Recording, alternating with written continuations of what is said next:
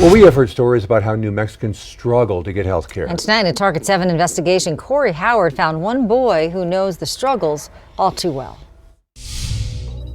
Now, this letter was written by that child, and inside it talks about being happy regardless of what you're going through, something he had to learn firsthand. This room looks like a child's dream. Toys everywhere, most of them made by Michael and Naomi's young boys, Santiago and Sebastian. Those joyful memories didn't come without their gloomy days. Our son, Sebastian, was diagnosed with an ultra-rare and incurable cancer called myoepithelial carcinoma.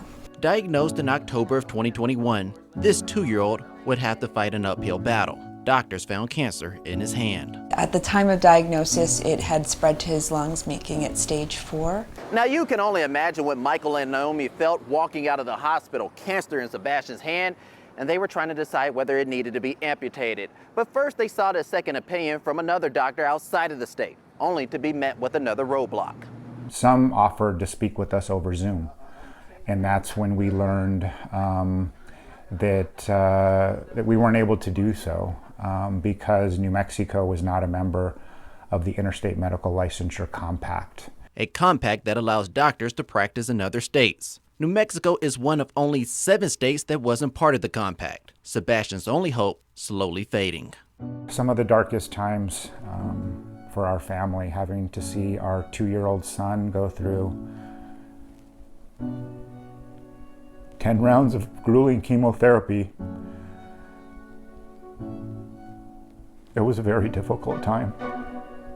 But doctors found a temporary solution. One of the top oncologists in the country, who had recently moved from Texas to Philadelphia, told us, "Too bad you're not in Texas, because I have a medical license in Texas and I could speak to you via Zoom." So that's what Michael and Naomi did. Every time they wanted to have a Zoom call with a doctor, they drove 4 hours to Texas. Their story sparking statewide conversation about the state's healthcare system. Well, we have a serious doctor shortage in New Mexico. We're the only state that's lost doctors for the last 5 years. Fred Nathan is the executive director of Think New Mexico, a nonprofit that's dedicated to improving the quality of life for everyone in the state. To help people like Sebastian, he backed Senate Bill 1, which allows New Mexico to join the compact. This is an easy and smart way to make it easier for doctors from other places to come here and get licensed immediately. The Medical Compacts Bill is now law. After previously stalling in the legislature, this year New Mexico finally joined the compact. And Sebastian is still here to see it, 4 years after being diagnosed.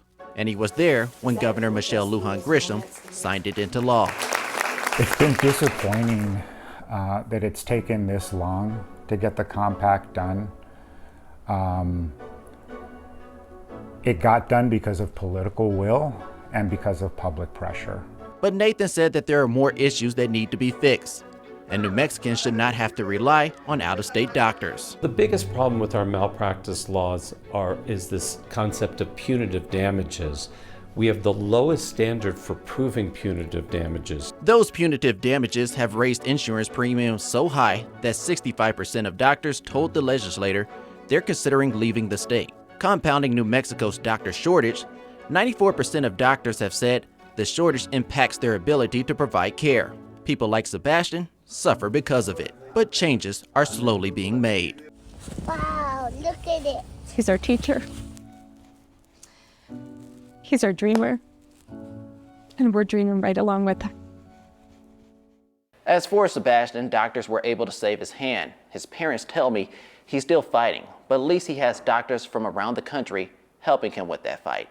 In this letter, he said, sometimes the most meaningful gifts arrive in the smallest ways. For Target 7, I'm Corey Howard. House Bill 99, the medical malpractice changes set to be heard in the House Judiciary Committee.